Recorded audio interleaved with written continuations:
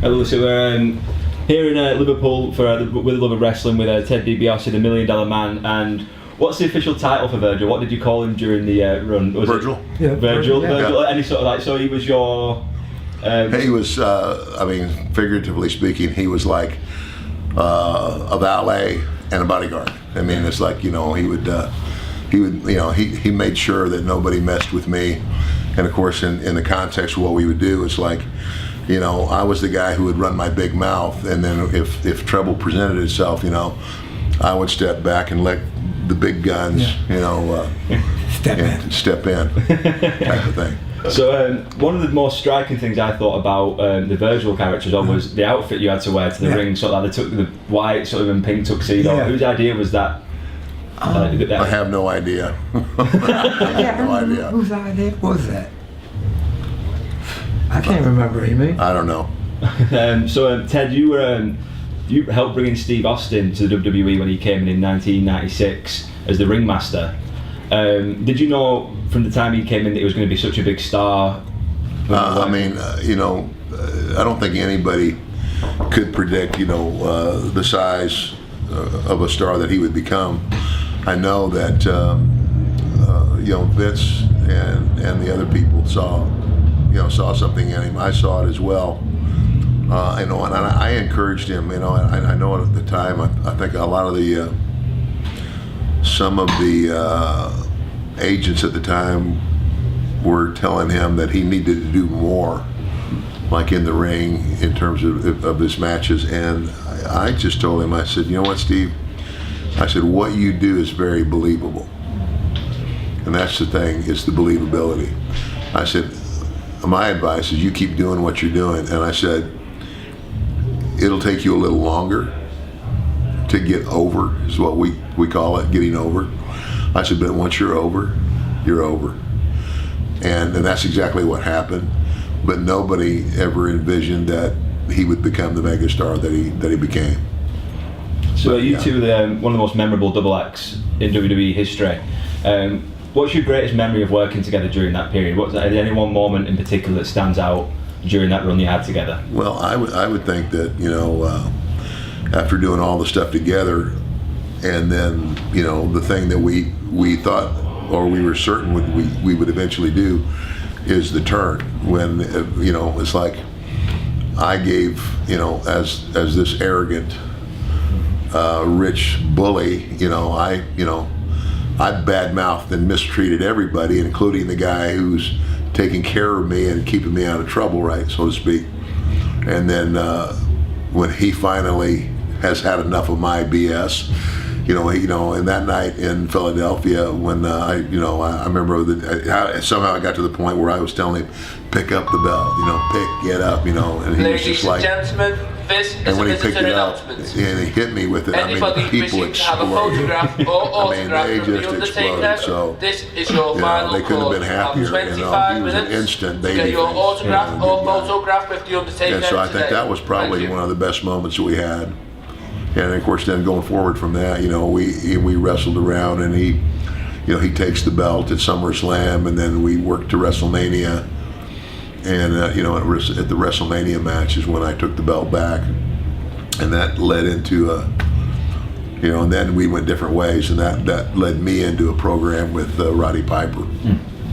So Virgil, for you, like Ted said, then the term when you got to hit him with the belt and that the place erupts.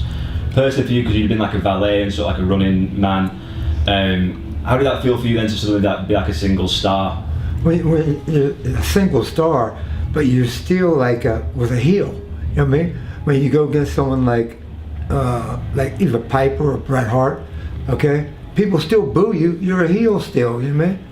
They don't accept you as a baby face in unless I was going against Ted. Okay? You're still a heel. And people still remember all the different things that you did. You know, they didn't forget about that. They still remember all of it. So the pair of you then obviously moved to WCW and were both in the NWO at one point, if I'm correct. What was the difference like in working between working the WWE and working WCW? Like, how do you find the difference? WCW, the whole thing about the NWO, it was something that happened over a period of time, and Initially like Hogan goes, and then Kevin and Scott go, and then I show up on the scene, and of course legally I couldn't be the $1 Million Man, so I got tagged as Trillionaire Ted. And then as we're going along with this thing, it's like we're like this entity that's coming, from the outside, kind of like trying to do a takeover. And so if you're trying to do a takeover, then you need protection too. And so I just heard that. I said, listen, because you weren't doing anything at the time. I said, why wouldn't I have the guy who was my right-hand man back on the job, in a similar role? And so they called him, and he come on board. And of course, it wasn't so much that he was,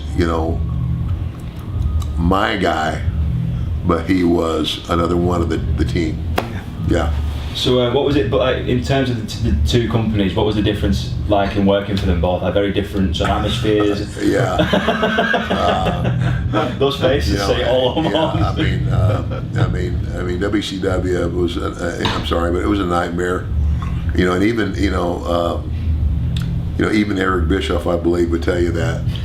Because, Eric, he had a great idea.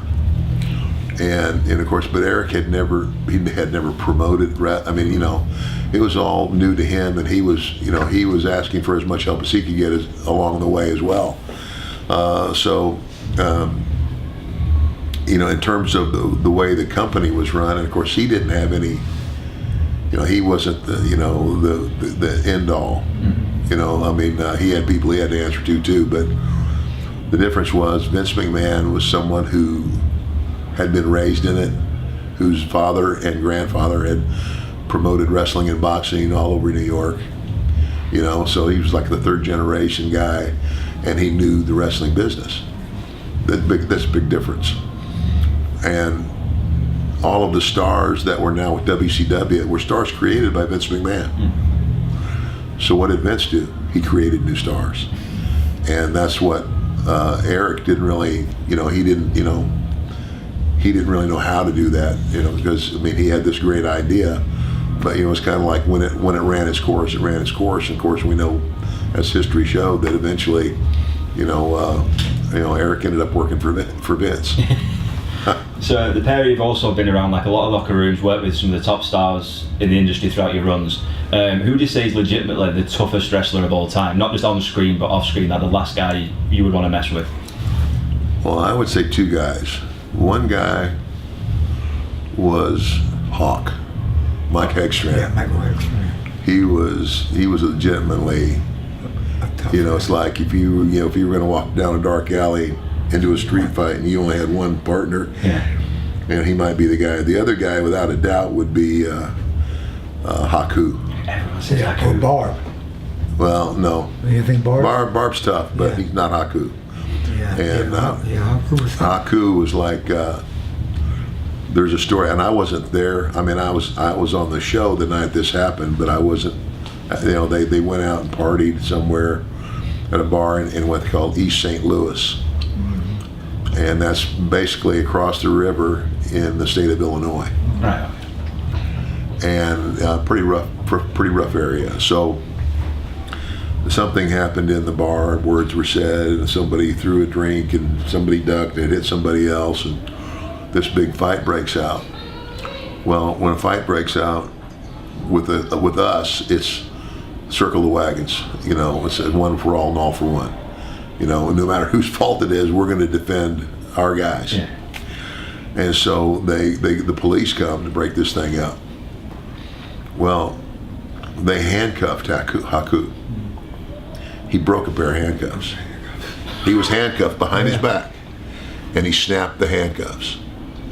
That's just insane. Yeah, that's terrifying. And then they maced him. They hit him with mace in the eyes, and that stopped him. You go for the eyes, it's But just as a testament to how really strong the guy was. He's it's like he's one of those guys. Where's a 300-pound gorilla sleep? Anywhere he wants to. Because I was going to say, I've heard the story. Ric Flair once told me the story about him biting somebody's nose off, and that's like another like. He seems to have like a lot of these, like whether they, how true some of them are, but like the breaking the handcuffs is next level toughness, isn't it? They were both And the thing is, though, if you know the guy personally, he's the nicest guy you'd ever meet, and none of that ever happened unless he was provoked. You know, it's like, in other words, most of the time when those things, not most of the time, every time those things happened, it was because somebody else provoked it, and he was simply defending himself. So if you had to put together a Mount Rushmore for professional wrestling, 4 stars that you had to put on, who you think sum up the industry and who are the greatest examples of workers in the history of the industry, who would you put up there? Well, in this, from my era and going forward, I would have to say, Hogan, because of the impact he made, at the time that he came on board. And a lot of people say, well, Hulk really's not that great a wrestler. I said, here's the point. I said, Hulk knew and understood his character, and nobody could do it like he did.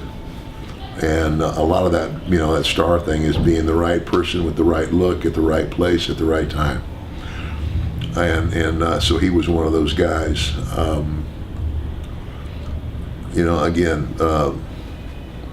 Steve Austin. Unbelievable personality, just very believable. Again, another guy who came across extremely believable. The Rock, just another example of somebody who had he had it all, especially the charisma.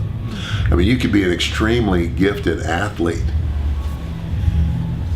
but where it comes to professional wrestling, if you can be the greatest athlete, you could be a great, and you could be like, okay, we have a gold medalist,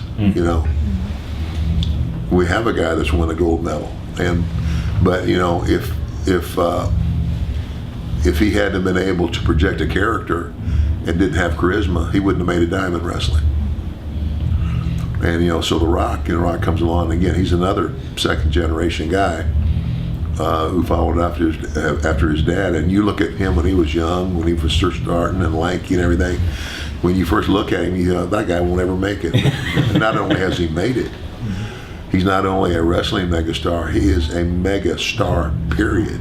He's one of the top money-making actors in Hollywood, and so kudos to him too. And the thing I love about him, he hasn't let fame and success change who he is as a person. He still remembers where he came from. Yeah. And that's really great. Is that with him being from the wrestling business as a family as well? Like it goes so far back with his grandfather as well. Was it that High Chief Peter Maivia? Do you think that's part of it as well? The fact that he comes from such a big wrestling family, it's kept him humble. Yeah. I mean, and guys that laid the foundation. The guys that helped me become the athlete that I became in our business were guys like a guy named Dick Murdoch, Terry Funk, Jack Briscoe. Those guys were guys who had Harley Race. They laid the foundation. And again, things have changed a lot in the industry. But the one thing I keep preaching to young guys is make it as real as you can. I mean, we tried to protect it. It's kind of like magic. You say, well, that magic, you can't really you can't really make an elephant disappear. But I've seen them disappear. But it's sleight of hand. But the question is, how do you do it? So even when you walk into a movie, when you walk into a movie theater, what you're seeing is not real. But if the actors are good and the story's good, they'll draw you into the story. Well, they call it suspended disbelief. Yeah. And it's the same thing. When you go to a wrestling show, if the guys in the ring can perform at a level where, I used to hear that a lot. I'd say, well, people say, well, those first couple matches were fake. Those guys in the main event were trying to kill each other. No, they weren't. They were just very good at what they did, and it came across very believable. So those are the guys that also helped helped make wrestling what it is today. So that was the Mount Rushmore. There's Hogan, Austin, Rock. So we're going to do one more. Well, from the era before them, Terry Funk. Terry Funk. Yeah. Okay, so some lineup for the. And finally, one last question for both of you. If you had to come out of like retirement now, one last match with a modern era star, someone from the current era, who would it be and why? One of the current stars.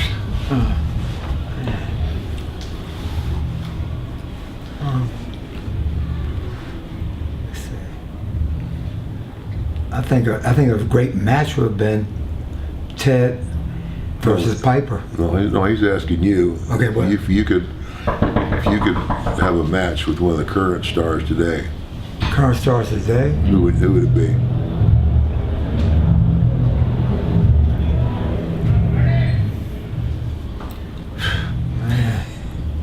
I'm looking at the current stars they have today, Ted. You know, and nothing's really ringing my bell. Okay. Okay. They may be paying them, but like the current stars, I mean, like it'd probably be Brock Lesnar, right? Yeah. Right. I mean, like he had that look with Vince wanted. He wanted a big guy, can work, like this big tough looking guy. You mean you look at Brock, and you see him on the street. You step on the other side of the street when he's walking. You mean? Yeah. Well, I mean, Brock is. Yeah. Brock is kind of like my dad. You know, my dad. You know, in his era, you know, had a very well-known name in professional wrestling, but he was also known for being what we call a shooter. In other words, he was a legitimate amateur champion. Yeah. And so, I mean, that's good, Virgil, because I would say the same thing. Yeah, Brock. You know, Brock, for all the reasons you named, he's extremely believable, and sometimes I think the guys that he worked with, They probably say they think he's believable for too, real. because he can be a little bit stiff, you know. But you know, also, you know, I know if I get in the ring with them, then I'm going to make some serious money. It's all, you know, it's a business, all about the money. Yeah, great. You know, other than that, I mean, I think, you know, I do think that Seth Rollins, you know, has got a lot of talent. One of the guys the character that I liked so much for the longest time was my old partner's son. What do they call him? Cody. Huh? Cody Rhodes. No. Right. Wyatt. Wyatt, yeah. Oh, sorry, yeah, sorry, Bray Wyatt. Thank you. Yeah. Bray Wyatt. So I got the other way around. Because he came across so believable. Yeah. That you really believed he was that guy. And that's the whole thing with me. That's what I preach to guys all the time. Make it real. I mean, the people know it's not real, but when you can present it as realistically as possible and draw them into your story, then that's you know. I always said that when I would go to the ring, even as a young guy, I go, the one thing I'm not going to do is expose my business. If I can't do it well enough to make people believe it, then I won't do it. And so, you know, selling's a big part of that. You know, it's like I was telling the story about The Undertaker, where, you know, during the time that I was part of the creative team, we did a show somewhere, and he had a match with Eddie Guerrero before Eddie died. And you know, they painted that story. You know, Eddie's not the biggest guy in the world. And here's this, you know, The Undertaker, and how, you know, they painted the story. You know, he's like, what do I do with this guy? And he's like, Undertaker would overpower. And finally, he dug something and clips his leg, and down he goes, and then he starts working on a leg, and he works on that leg, and he keeps going back to that leg, to that one body part instead of the leg, the arm, the head. Yeah, it's like chopping a tree down. Tell the story. Yeah. And so at the end of the match, The Undertaker rolls out of the ring, and he limps all the way back through the curtain. And he had done such a good job of selling that one of the writers ran up to him and said, you know, do I need to get you a doctor? And he looked at him like, are you nuts? He says, well, you're limping. He says, yeah, I'm selling. So, you know, So, you know, that's the kind of thing I'm talking about. You know, make it real. Great. So, Ted, Virgil, thank you so much for your time today. It's been a pleasure having you.